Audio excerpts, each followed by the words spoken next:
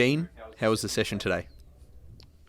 Yeah, we planned early in the week that this would be a tough session. Coming up with a couple of performances that we didn't enjoy. We just kind of stripped it back and got back to the things that we thought had made us good at the start of the year, and that was our communication, our intensity, and our defensive rebounding, and the way that we shared the basketball. And so I thought we got back to improving in some of those areas today.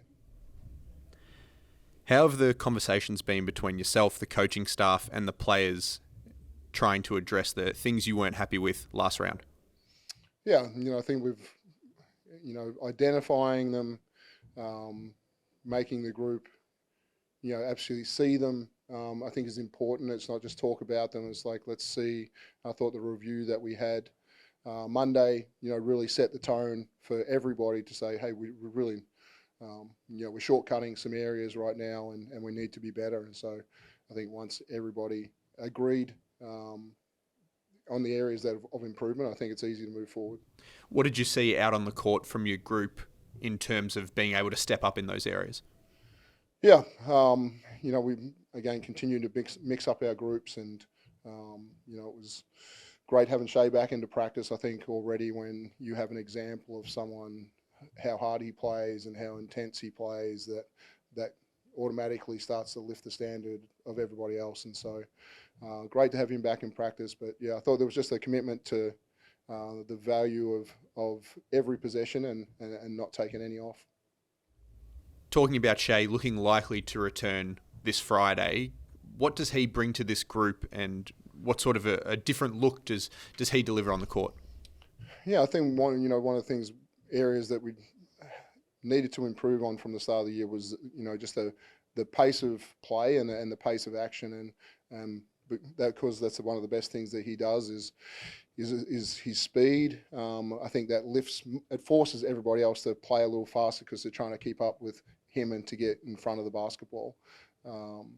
So yeah, I thought, and then just we're trying to get the pauses out of our offense. There's been too many of the defense just catching back up, and so trying to let the basketball just pop a little bit more and make it harder for defenses. Going up against Adelaide, it's probably the first time this year that your group's coming in as an underdog. What's the mindset there, and how do you best prepare for them? Yeah, we tried not to worry too much about ladder position all year. Going in as an underdog, it won't be something that we'll speak about as a group. Right now, we're just trying to find these improvement areas, and we believe if we get process right, that results will take care of themselves. But there's going to be Shea hasn't played for a while if he plays, and so there'll be some lineups that we're getting used to each other a little bit again. But hopefully it's not seamless, but hopefully it flows pretty well just bringing him back in. And Dash Daniels obviously turned his ankle towards the end of the last game. How's he looking coming into Friday?